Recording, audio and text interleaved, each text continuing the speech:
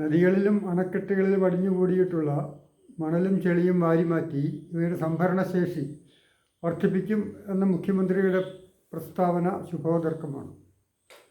ഇതിനെക്കുറിച്ചുള്ള എൻ്റെ ചിന്തകൾ പങ്കുവയ്ക്കുകയാണ് ഇന്നത്തെ ആഗമന ഉദ്ദേശം. എൻ്റെ പേര് സുധാകരൻ തീക്കോയി, ഇപ്പോൾ പന്തളത്താണ് താമസം. അണക്കെട്ടുകളുടെ പ്രാഥമിക ലക്ഷ്യം തന്നെ വേനൽക്കാലത്ത് കൃഷിക്ക് വെള്ളം എത്തിച്ചു കൊടുക്കേണ്ടുക എന്നുള്ളതാവണം. അതേപോലെ തന്നെ മഴക്കാലത്ത് അധിക വെള്ളം തടഞ്ഞു നിർത്തി വെള്ളപ്പൊക്കം തടയുക എന്നുള്ളതുമാണ്. ഇവ രണ്ടും ഈ സ്വാതന്ത്ര്യം കിട്ടി 79 വർഷമായിട്ടും വേണ്ട വിധത്തിൽ ഇവിടെ നടക്കുന്നില്ല എന്നുള്ളതിന് മകളുടെ ഉദാഹരണങ്ങളാണ് ഇപ്പോഴുണ്ടായ ഈ വെള്ളപ്പൊക്കവും 2019 വെള്ളപ്പൊക്കവും. ഈ വെള്ളപ്പൊക്കം മഴ പെയ്ത് വെള്ളം അതിശക്തമായി ഒഴുകുന്ന സമയത്ത് തന്നെ അണക്കെട്ടുകളിലെ വെള്ളവും തുറന്നു വിടുകയാണ് ഉണ്ടായിട്ടുള്ളത്.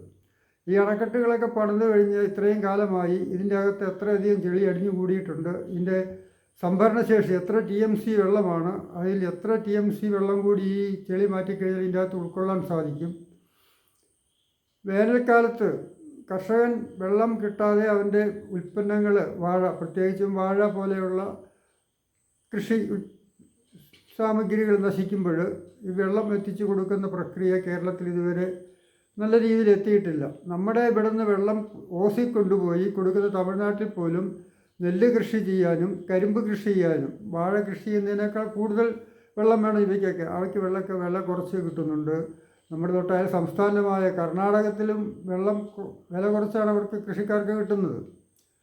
നാളെ ഇതുവരെ ആയിട്ടും 44 നദികൾ ഉണ്ട്, 81 അണക്കെട്ടുകളുണ്ട്. ഇവയുടെ കണക്ക് കൂട്ടിയുള്ള സംഭരണശേഷിയും പിന്നെ വെള്ളം ചെലവ് ചെയ്യുന്നതും കൃത്യമായി നടത്തിയാൽ കുറച്ചുകൂടി മെച്ചപ്പെട്ട സേവനം കർഷകർക്ക് ഇതിലൂടെ നൽകാനാവും എന്നുള്ളതാണ് മനസ്സിലാക്കേണ്ടത് കാര്യം. ഇത് മനസ്സിലാക്കിയിട്ടാവണം നമ്മുടെ ബഹുമാനപ്പെട്ട മുഖ്യമന്ത്രി ഈ പ്രസ്താവന നടത്തിയത്. ഇത് കഴിയുന്നതും വേഗം നടപ്പിലാകട്ടെ എന്ന് ആഗ്രഹിക്കുന്നു, ആശംസിക്കുന്നു. അതോടൊപ്പം തന്നെ എത്രയാണ് ചെളി അടിഞ്ഞു കിടക്കുന്നത്, എത്രയാണ് ഒരു നദിയുടെ സംഭരണ ശേഷി, എത്ര വെള്ളം തുറന്നു വിട്ടു. ഇപ്പോൾ ഈ വേനൽക്കാലത്ത് തടഞ്ഞു നിർത്തിയിരുന്ന വെള്ളം, തുറന്നു വിടാതെ കർഷകന് കൊടുക്കാതെ തടഞ്ഞു നിർത്തിയിരുന്ന വെള്ളം വർഷകാലത്ത് മഴയോടൊപ്പം തുറന്നു വിട്ടതെങ്കിൽ ഇവർ ചെയ്യുന്നത് നിരുത്തരവാദിത്വപരമായ ജോലി തന്നെയാണ്. ഞാനിപ്പോൾ പന്തളത്ത് മുട്ടാറ്റ് അടുത്ത് ഒരു അംഗൻവാടിയുണ്ട്, അതിൻ്റെ അടുത്താണ് താമസം. ഇതിനോട് തൊട്ട് ഉള്ള കൃഷി സ്ഥലങ്ങളിൽ തന്നെ 2 എണ്ണത്തിൻ്റെ ഉദാഹരണങ്ങളായിട്ടുള്ള ഫോട്ടോകൾ എൻ്റെ കയ്യിലുണ്ട്. ഒന്ന് വേലക്ക് ഒടിഞ്ഞു തൂങ്ങിക്കിടക്കുന്ന വേഴക്കൊല, ഒന്ന് വർഷകാലത്ത് മഴ പെയ്ത് വെള്ളം പൊങ്ങി കയറി കിടക്കുന്ന തോട്ടത്തിൻ്റെ ഫോട്ടോ. ഇവ രണ്ടും വേണമെങ്കിൽ ഇതിൻ്റെ കൂടെ ഇടാം. പക്ഷേ ഈ രണ്ടും ഒഴിവാക്കാവായിരുന്ന ദുരന്തങ്ങളായിരുന്നു. കർഷകന് വേണ്ടുന്ന പ്രാഥമികമായ സൗകര്യങ്ങൾ എത്തിച്ചു കൊടുക്കണം. അന്യസംസ്ഥാനങ്ങളിൽ നിന്ന് കിട്ടുന്ന ഉൽപ്പന്നങ്ങൾ വിഷലിപ്തമാണ്. അത് തന്നെയല്ല, അവിടെ എക്സസ് പ്രൊഡക്ഷൻ ഉണ്ടായാൽ മാത്രമേ ഇങ്ങോട്ട് കിട്ടത്തുള്ളൂ.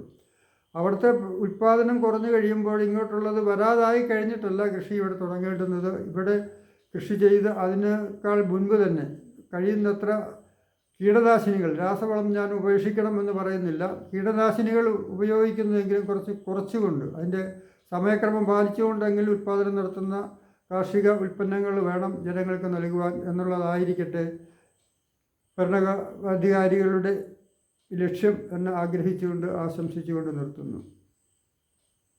Thank you.